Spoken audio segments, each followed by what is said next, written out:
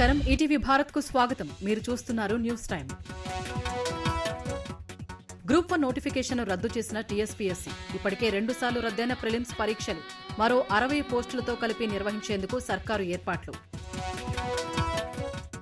మూసీ నది పరివాహక ప్రాంత అభివృద్దిపై అధికారులతో సీఎం చర్చ. వీలైనంత త్వరగా పనులు ప్రారంభించాలని రేవంత్ రెడ్డి ఆదేశం.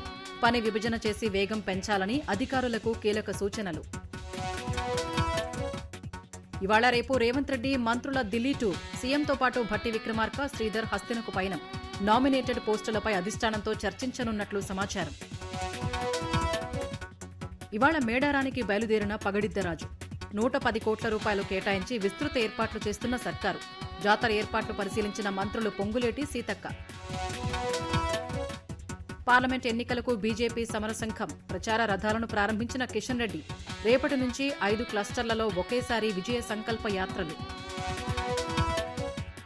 విశాఖలోని గాజువాక నియోజకవర్గంలో టీడీపీ శంఖారావం సభ. విశాఖ ఉక్కు ప్రైవేటీకరణ కాకుండా చూస్తామన్న నారా లోకేష్. స్టీల్ ప్లాంట్ ప్రైవేటీకరణపై ఇక్కడి ఎమ్మెల్యే, ఎంపీ ఎప్పుడూ మాట్లాడరని మండిపాటు. డబుల్ ఇంజన్ సర్కారుతోనే యూపీలో శరవేగంగా ప్రగతి. అభివృద్ది కార్యక్రమాల ప్రారంభోత్సవంలో ప్రధాని మోదీ ఉద్ఘాటన. కార్యక్రమంలో పాల్గొన్న రక్షణ మంత్రి రాజ్నాథ్, సీఎం యోగి ఆదిత్యనాథ్. పార్లమెంట్ ఎన్నికల వేళ ఇండియా కూటమికి మరో ఎదురుదెబ్బ. యూపీలో 15 స్థానాలు ఇస్తామన్న ఎస్పీ, ఒంటరిగా పోటీ చేస్తామన్న బీఎస్పీ. ఈడీ విచారణకు కేజ్రీవాల్ ఆరోసారి డుమ్మా.